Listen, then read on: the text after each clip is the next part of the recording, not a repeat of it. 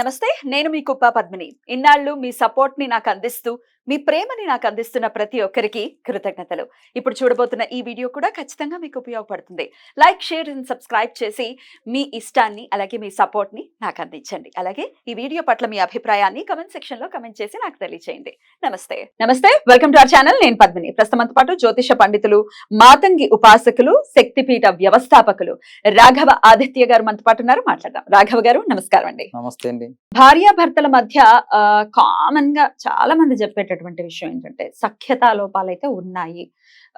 తన మాట నేను అర్థం చేసుకోలేకపోతున్నాను, లేకపోతే నా మాట అర్థం చేసుకోవట్లేదు, మాట వినట్లేదు, ఇట్లాంటివన్నీ సర్వసాధారణంగా ఉంటాయి. ఏ భార్యాభర్తల మధ్య ఉంటాయి కదా. అయితే చిన్న చిన్న ఇష్యూస్ కూడా డివోర్స్ వరకు విడిపోవటం, మళ్ళీ ఇంకొకళ్ళని ఎవరినో పెళ్లి చేసుకోవాలనుకోవటం, వాళ్ళల్లో కూడా ఒకవేళ ఇబ్బంది వస్తే ఇంక ఎక్కడ ఆగుతాం మనం? ఎక్కడో ఒక అడ్జస్ట్మెంట్ టెంపర్మెంట్ అనేది ఉండదు కదా. సరే, డివోర్స్ వరకు కాకుండా అసలు సఖ్యతా లోపాలు ఉంటే వాటిని అధిగమించాలి అంటే మీరైతే ఎట్లాంటి రెమెడీస్ చెప్తారండి? నా దగ్గరికి ఇలాంటి ఇబ్బందుల్లో ఉన్న వాళ్ళు చాలా మంది వచ్చారు. చాలా జంటలు వచ్చినాయి. ఎట్లాంటివి చెప్తుంటారు? ఎట్లాంటి ఇబ్బంది అంటే ఇందులోనే ఎలా చెప్తారు?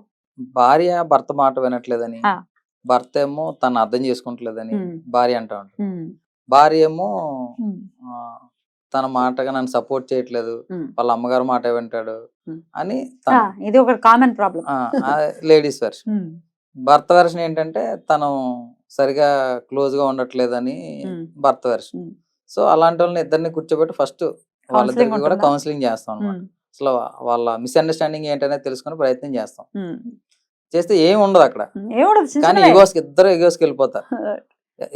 వెళ్ళిపోయి నువ్వెంత దగ్గరికి వచ్చేసి డైవర్స్ అనేది బాగా ఈజియెస్ట్ వే అయిపోయింది ఈ రోజుల్లో. అందరూ కూడా మన సనాతన ధర్మం ప్రకారం ముందు జాతకాలు అప్పట్లో ఏం లేదు, చూసేవాళ్ళు కూడా కాదు, చేసేస్తే వాళ్ళు పెద్దల ఇది మీద చేసుకుంటూ వెళ్ళారు. ఇంతవరకు వచ్చింది.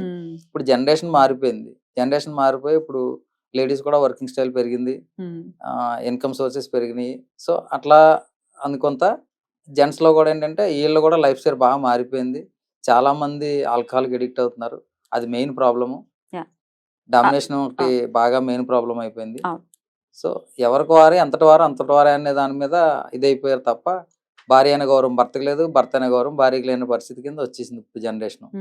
సో ఏంటంటే ఒకరికొకరు విలువని ఇచ్చుకోవాలండి. విలువలు లేని సమాజం ఎప్పటికీ దగ్గర అవదు. సో ఒకరంటే ఒకరు విలువని ఇవ్వాలి. భార్య అంటే భర్త విలువ ఇవ్వాలి, భర్త అంటే భార్య, ఇద్దరు ఈక్వల్ కదా, ఎవరు ఎక్కువ తక్కువ లేం కదా. ఆ సమస్య ఎప్పుడైతే ఈగోలు హట్ అయిపోయేదాకా వెళ్ళిపోయారో అది ఇంకా ఇండిపెండెంట్ గా బ్రతికేటటువంటి లైఫ్ స్టైల్ వచ్చేసాక ఎవరికైనా ఆడవాళ్ళైనా మగవాడు ఎప్పుడు ఇండిపెండెంట్ గానే ఉండాలి కూడా. వచ్చిన తర్వాత కూడా ఏముందలే లేకపోతే నా బతుకు వెళ్ళదా అనే థాట్ ప్రాసెస్, అంటే ఫైనాన్షియల్ కి అలాగే ఈ మ్యారిటల్ ఇష్యూని క్లబ్ చేస్తూ ఆలోచన విధానం అనేది ఉండటం డెఫినెట్ గా రాంగ్. మీరేమంటారు?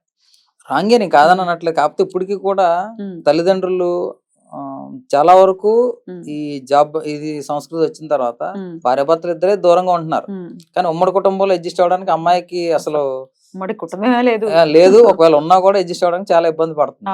సో అలాంటి తరుణంలో ఉన్న వాళ్ళు కూడా నా దగ్గర చాలా మంది వస్తారు. నేను వాళ్ళకి కౌన్సిల్ చేసి తర్వాత ఏమైనా ప్రక్రియలు ఉంటే తర్వాత చేస్తాం తప్ప ముందైతే మటుకు మాక్సిమం కౌన్సిల్ చేస్తాం. చేసిన తర్వాత వాళ్ళ లోటుపాట్లు తెలుసుకుని దానికి ఏ విధానంలో వెళ్తే మంచిదనే విధానం మీద తీసుకెళ్తూ ఉంటాం. జనరల్ గా చేసుకోవాలి. జనరల్ గా ఏంటంటే చాలా కేసెస్ ఇలా ఉన్నాయి కాబట్టి వాళ్ళలో వాళ్ళు ఏమన్నా ఇంట్రెస్ట్ గా ఉండి వాళ్ళ జీవితాలను వాళ్ళు బాగు చేసుకోవాలన్న ఇంట్రెస్ట్ ఉండి మనం కలిస్తే గనక వాళ్ళు కొన్ని క్లోజ్ రెమెడీస్ ఇవ్వడం జరుగుతుంది. అలా కాకుండా జనరల్ గా చెప్పుకోవాల్సి వస్తే గనక ఈ సమస్యకి తేనె బాగా ఉపయోగపడుతుంది. హనీ ఏం చేయాలి? తేనెతో ఒక 1/2 kg తేనె ఇంటికి తీసుకుని వచ్చి గాజు సీసాలో స్టోర్ చేసి ఎవరైతే వీళ్ళని కలవాలనుకుంటున్నారో, సపోజ్ భర్త గురించి భార్య చేస్తుంది అనుకోండి, భార్య ఏం చేయాలంటే భార్య భర్తల పేర్లు ఇద్దరిని టుగెదర్ గా రాసుకుని వీళ్ళిద్దరు కలిసినట్టుగా రాసుకుని ఆ పేపర్ ని తేనెలో వేయాలి. వేసి ఆ తేనె బాటిల్ తీసుకెళ్ళి ఎక్కడైనా స్టోర్ చేసుకోవాలి. ఎవరో కదపని ప్రదేశం, దేవుడి గదిలో పెట్టుకోవచ్చు, ఎక్కడైనా పెట్టుకోవచ్చు. సో దాని వల్ల అతి తొందరలో వీళ్ళిద్దరి మధ్య మంచి రిలేషన్షిప్ పెరిగేటంటే అవకాశం. ఇట్లాంటి రెమెడీస్ ని చాలా కాంట్రవర్షియల్ చేశారు బయట. ఇట్లాంటి రెమెడీ అంటే తేనెలో పెడితే ఇద్దరికి సఖ్యత వస్తుందా? దీనికి ప్రామాణికం తేనె అనేది ఒక రాణి మధురమైన ఎక్కడెక్కడో ప్రకృతిని సేకరించి తీసుకొస్తుంది. మగీగలన్నీ కలిసి తీసుకొచ్చి స్టోర్ చేస్తాయి. అదంతా ప్రకృతి. ప్రకృతి హార్డ్ వర్క్. తేనె అంటేనే హార్డ్ వర్క్ కి మనకి సంకేతం. అవును. సో అలాంటి తేనెలో రాహుకి అధిపతి. రాహు అధిపతి తేనెకి. సో రాహు రిలేటెడ్ ఇష్యూస్ లోనే ఈ డివోర్స్ అనేది బాగా వస్తుంది.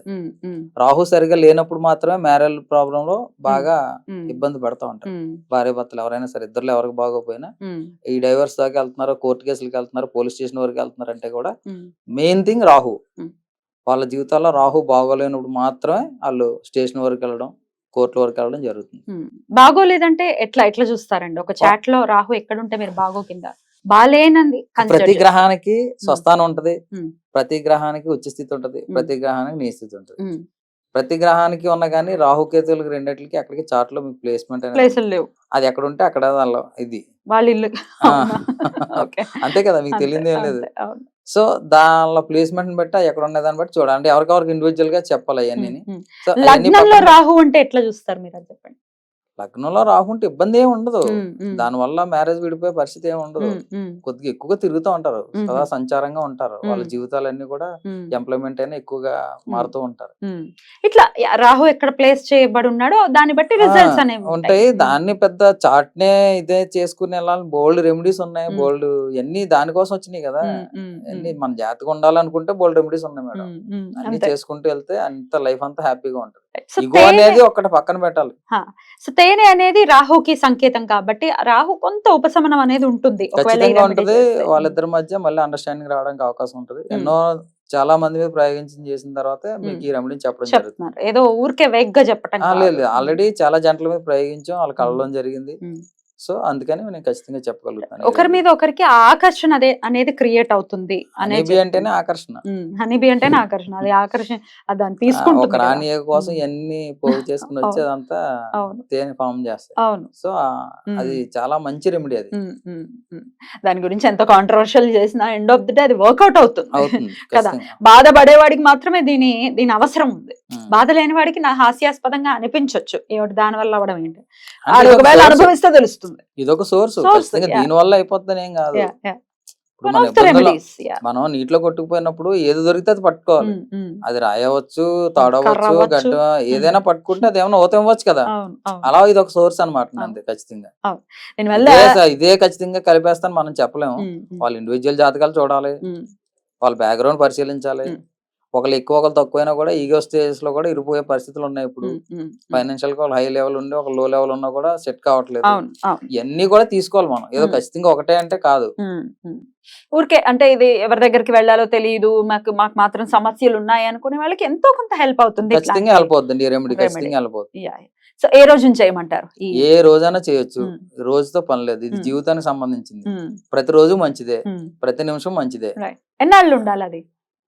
ఉంచడమే కదండి, దాన్ని మళ్ళీ తీసేయడాలు ఏం లేదు. దాన్ని ఒకసారి కలిసిన తర్వాత కూడా అలాగే ఉంచుకుంటే నష్టం లేదు. ఇద్దరి మధ్య ఇంకా రిలేషన్ బాగుండాలి కదా మనం పెట్టింది. సో అది ఎన్ని రోజుల తేనె కూడా ఎప్పుడు పాడవదు, 100 ఏళ్ళు ఉంటుంది. సో ఎప్పుడైనా ఉంచొచ్చు. అలా ఉండిపోతే వీళ్ళ లైఫ్ కూడా అలా బాగుంటుంది. సో భార్యాభర్తలు ఇరువురి పేర్లు రాసి పెట్టమంటారు. రాసి పెట్టుకోవాలి. ఎట్లా పేర్లు, ఇంటి పేర్లు అన్ని కలిపి వాళ్ళు ఉంటది కదా, వాళ్ళ నేమ్ ఏదైతే రాసుకుని, అలాగే భర్త పేరు రాసుకుని మీ ఇద్దరు కలిసి ఆనందంగా జీవిస్తున్నందుకు ప్రకృతికి కృతజ్ఞతలు తెలియజేసుకుని అందులో పెట్టేయడం. ఏదైనా కృతజ్ఞతాపూర్వకంగా ఉంటే అన్ని బాగుంటాయి మేడం. అంతేనండి, అంతే. లేడీ మీద జంట ఉండాలి, జంట మీద లేడీ ఉండాలి. ఇద్దరికి కృతజ్ఞత ఉండాలి. డామినేషన్ వచ్చిందంటే అది ఎన్నో రోజులు ఆ రిలేషన్ ఉండదు. కరెక్ట్. లేడీ మీద జెంట్స్ కి వచ్చినా ఉండదు, జెంట్స్ మీద లేడీస్ కి వచ్చినా ఉండదు. సో ఖచ్చితంగా కొంతమంది ఆడవాళ్ళు ఫోన్లు చేస్తూ ఉంటారు, మా పుట్టింట్లో వదిలేసి వెళ్ళిపోయారండి, ఆయన ఎక్కడ ఉన్నారు తెలియట్లేదు, ఫోన్లు ఎత్తట్లేదు, మమ్మల్ని తీసుకెళ్ళట్లేదు, అగమ్య గోచరంగా ఉంది పరిస్థితి అని చెప్తూ ఉంటే బాధ అనిపిస్తుంది. అంటే తను ఆల్రెడీ భర్త మీదే ఆధారపడి ఉంది, ఏదో పుట్టింట్లో ఉంది, ఆవిడ మళ్ళీ డబ్బులు ఇచ్చుకుని ఎవరి దగ్గరికి వెళ్ళి ఏం చేయాలో తెలియనటువంటి పరిస్థితి. అట్లాంటి వాళ్ళకి కూడా యూజ్ అవ్వాలి కాబట్టి ఏ దారి లేదు అనుకున్నప్పుడు ఒక మంచి దారి ఒకటి ఉంది మేడం. సిద్ధ కుంజికా స్తోత్రం అని చెప్పేసి అమ్మవారి స్తోత్రం ఒకటి ఉంటుంది. సిద్ధ కుంజికా స్తోత్రం. అది ఫైనాన్షియల్ సమస్యల్లో గాని, ఇలా దారి ఎటు తెలియని పరిస్థితుల్లో గాని, అగమ్య గోచరంగా ఉందన్న జీవితాల్లో గాని సిద్ధ కుంజికా స్తోత్రం గాని పఠనం చేసుకుంటే ఖచ్చితంగా దారి తెలుస్తుంది. అదొక అది కీ. గూగుల్లో దొరుకుతుంది అయితే ఖచ్చితంగా మ్మ్. యూట్యూబ్ లో ఉంటది, గూగుల్లో ఉంటది, ఎక్కడైనా మ్మ్. దొరుకుతుంది. మ్మ్. సిద్ధి కొంజికా స్తోత్రం అంటే ఖచ్చితంగా వస్తుంది. అది ఒకవేళ అది చదవటం పలకడం రాకపోతే వినొచ్చా? రాగలిగితే మ్మ్. చదువుకోవచ్చు, మ్మ్. లేకపోతే ప్రతిరోజు ఉదయం ఒకసారి సాయంత్రం ఒకసారి వినొచ్చు. ఎంత సమయం పడుతుందండి అది? ఎంతో సమయం కాదు మేడం, ఒక మ్మ్. 5 minutes అంతే. 5 minutes. డెఫినెట్లీ అంటే చక్కటి మార్గం ఇది కూడా. అది మాత్రం చాలా ఫైనాన్షియల్ క్రైసిస్ లో ఉన్న వాళ్ళకి, అలాగే ఎలాంటి ఇబ్బందుల్లో ఉన్న వాళ్ళకి, ఎలాంటి ఇబ్బందుల్లో ఉన్న వాళ్ళకైనా కూడా మ్మ్. అదొక కీ అన్నమాట, Wow. డోర్ ఓపెన్ చేసుకోవడానికి. అద్భుతం అండి, చాలా అద్భుతంగా మాకు వివరించారు. కృతజ్ఞతలు రాఘవాదిత్య గారు. నమస్తే. Thank you.